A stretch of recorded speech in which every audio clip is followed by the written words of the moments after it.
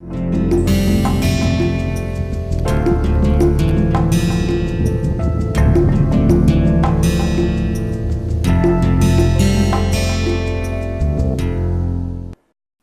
welcome back to the third lecture of the 9th week. So, we have finished about cornea and about lens. So, today we are starting the retina.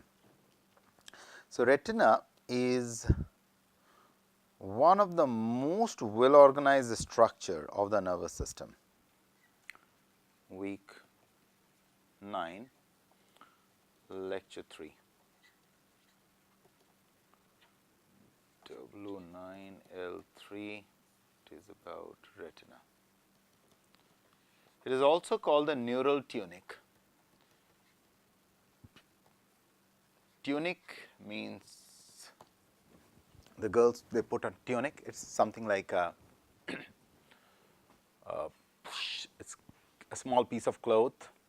It's kind of a, it's an attire for women. You just check it out, okay? So, it's a neural structure, and I have already kind of given you the blueprint where it is lying. This is your lens, and this is your cornea and ciliary muscles out here, controlling the exposure, and here is your retina. Now, this layer, so here is the lens, here is the cornea, here is the retina.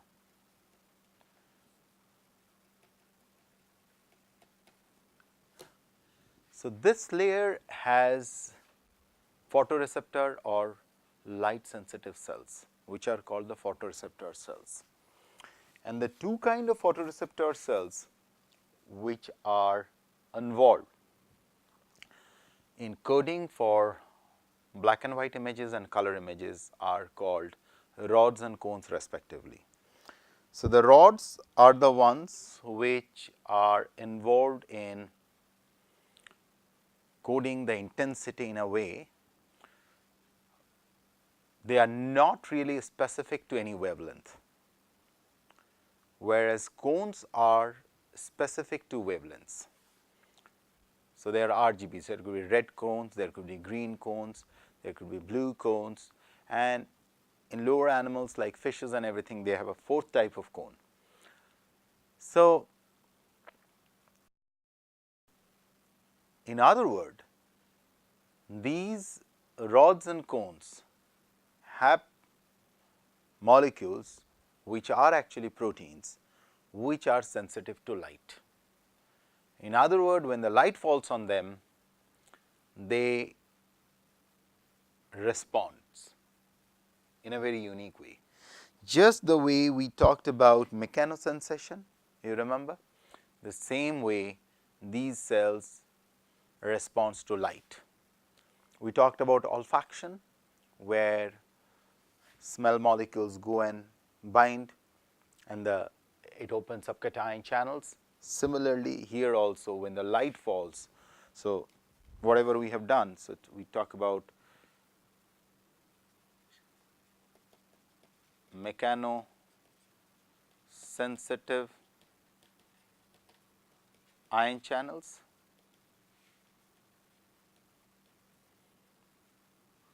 olfactory molecule sensitive ion channels,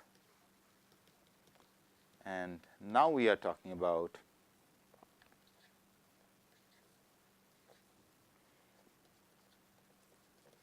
light sensitive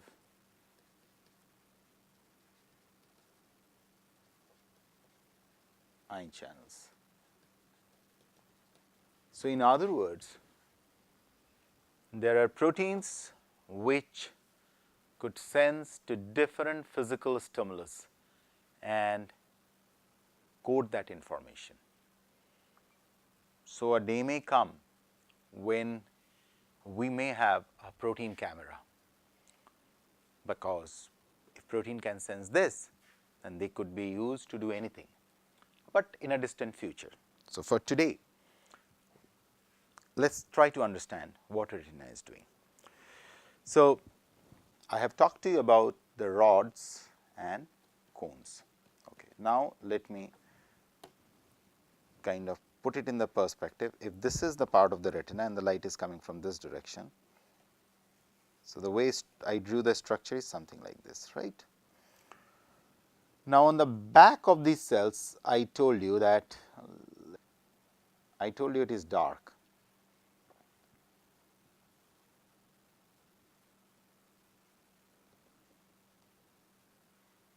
So, this layer on the back of the eye is called, as I mentioned, retinal pigment epithelial layer. In short, in several textbooks, they will call it RPE layer. RPE layer. Okay. This RPE layer is something like, it's a very interesting kind of layer. This is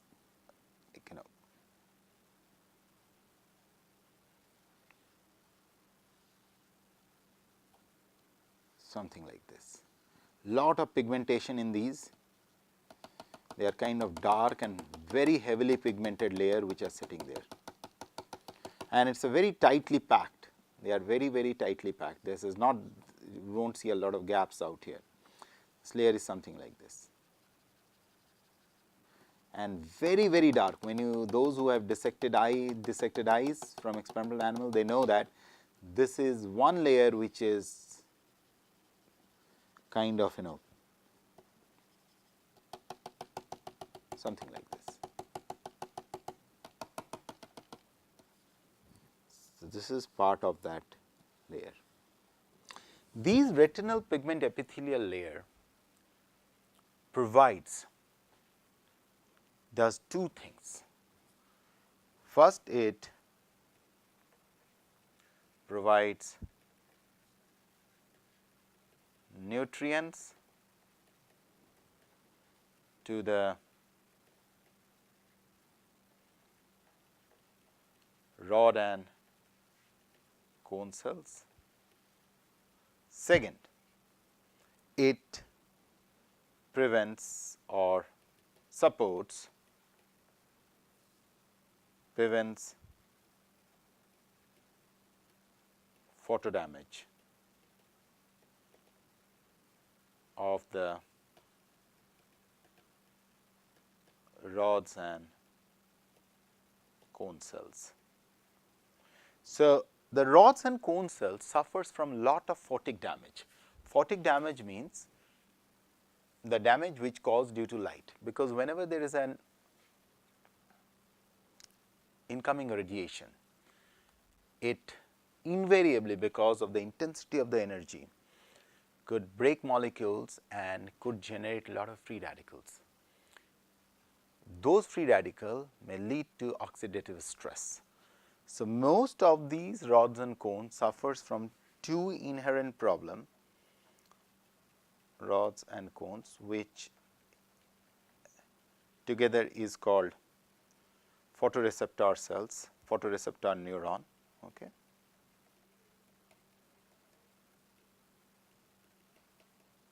Cells, they are, since they are very specialized neurons, I am calling them photoreceptor cells / neurons. They suffers from lot of photic damage or a damage because of light, one. Second, oxidative stress.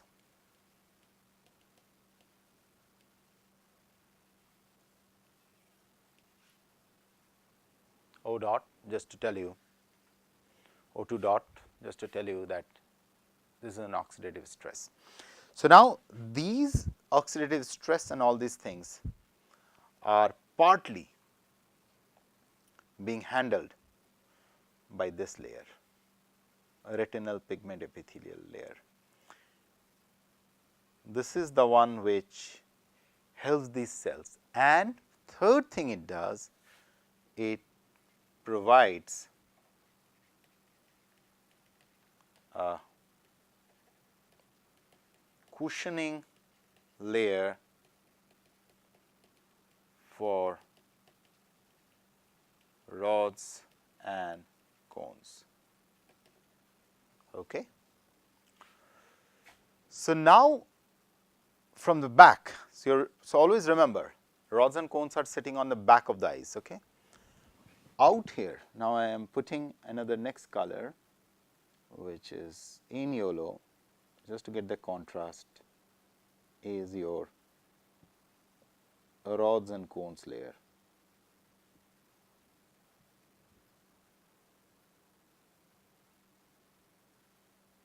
This yellow layer, what you see.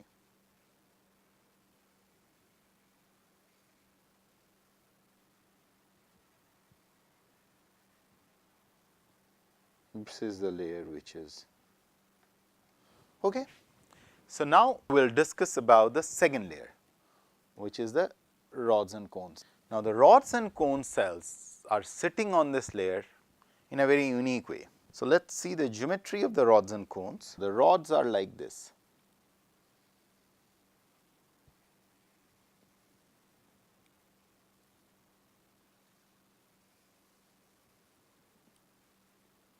Okay.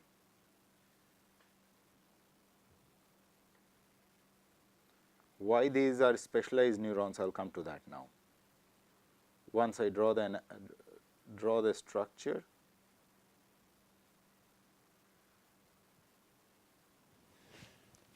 so you have a nucleus here, you have the mitochondria is all over the place, a lot of mitochondria,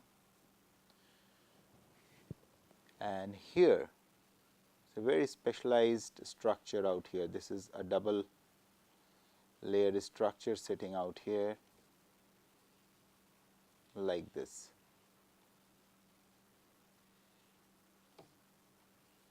And they really look very nice in a cell culture dish when you look at them.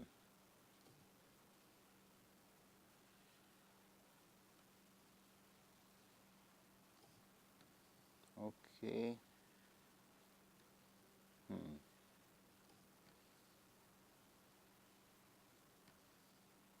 Now, these cells, there is something, this part, what you see is called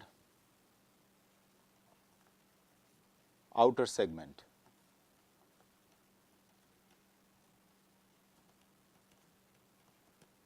This part, what you see is called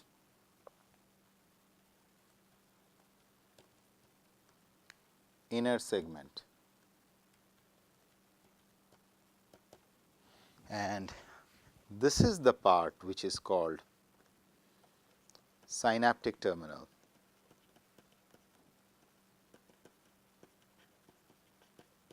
Now, these cells, if you tilt it in the context of the retina, now this is how we are drawing the retinal structure, right? And this is the layer we are talking about. The thin yellow line what I am drawing is your retinal layer. Of course, I haven't done a mistake by not, okay, once again, okay, get it right, okay.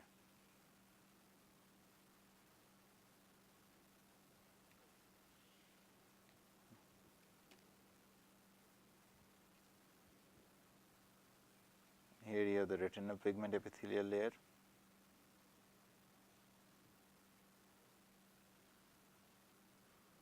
Right. So, okay. So, now here the way, so I have shown you this layer, okay. They are sitting like this.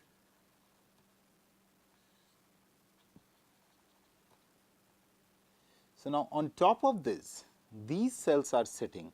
So, you have to kind of rotate it like this, rotate it in this direction.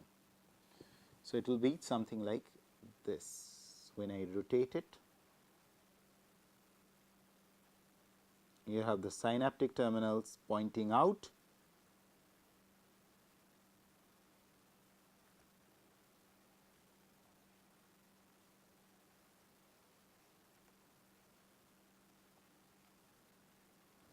all right. So, I have just rotated, if I consider this as a 90-degree angle and this is 90-degree, right. So, I rotate it horizontally parallel to the plane. So, make it a 0-degree angle. So, now from 90, so initially it was like this,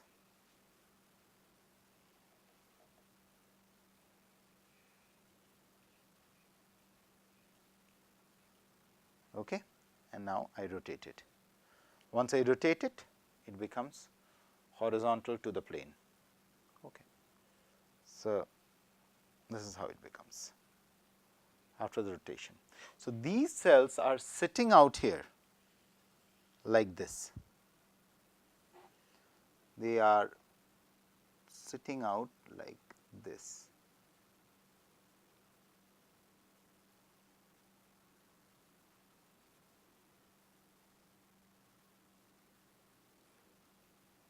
Okay. As if this part, it's extremely essential to understand, this part is as if getting cushioned by the retinal pigment epithelial cells, cell layer, because mind it, this is the part which is, I will come to the detail of this part, this is the part which is getting the maximum photic damage in this process. Okay. So, this part is the one which is needed to be exposed to the maximum care. So,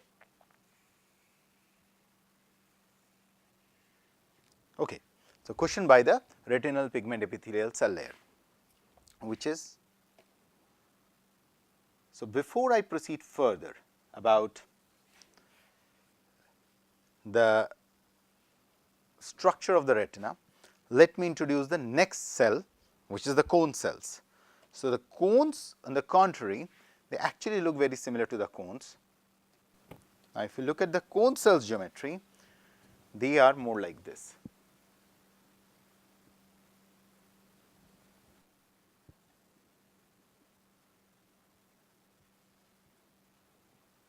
Something like this. Something like this.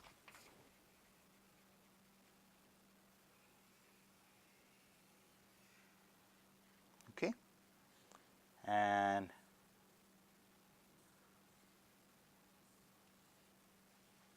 exactly the membranous structure, what I have drawn in rod, it is just the shape is different. Okay. Out here you have the nucleus and all other cell organelles which are present there. This is the synaptic terminal. Again, you have to rotate it at an angle of from 90-degree to 0-degree. That way you can really place them. So, they are sitting like this, synaptic terminal like this.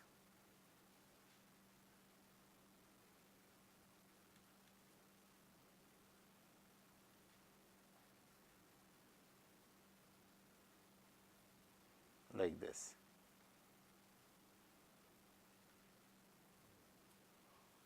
Okay. So, now coming back to the structure, synaptic terminal, this is the outer membrane,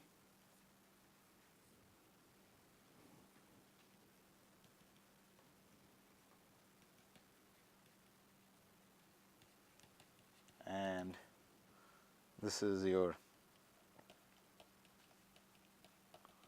inner membrane. pretty much the same terminologies happens, it's just the structure is different. Okay. So, now in the light of this, so we have talked about the anatomy of the rods and the cone cells and their position on the retina. Followed by that, there are 4 other cell layers which are to follow.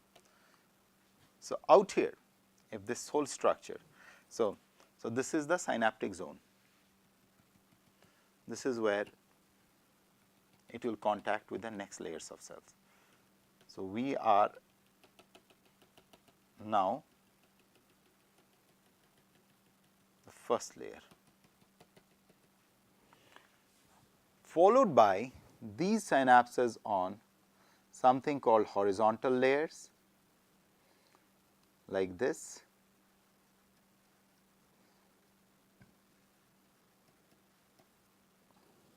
Then in between there are cells which are called amacrine cells. These does not have axon. These are neurons, though they do not have axons.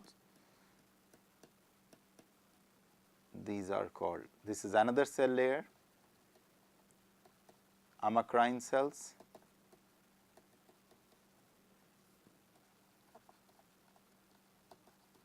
Horizontal cells. Then there are certain neurons which is forming another layer which is called the bipolar cells. And then finally, there is a layer, the major layer of neurons, which is the final layer, and I kindly recommend you please go through any textbook or anything about the whole detailed structure, but in the light of this, which is called retinal ganglion cell layer, which is last layer. So, this layer, all the axons kind of accumulated in one place like this, and all these axons of the final layer arranged like this. So, once they arrange like this, so there is always a spot in the eye from where this all these wires are passing, okay, and that particular spot is called the blind spot of the retina or blind spot of the eye. That is one spot where, so this is that blind spot, this is the blind spot. At the blind spot, no image is being processed. Since no image is being processed there, that is one zone where it is completely devoid of any other, you really cannot see any of the photoreceptors or anything. Okay. With this background, I will close in the class. This is our third class, and the next 2 classes will be dealing with the electrical processing of the retina. Okay. Thanks a lot.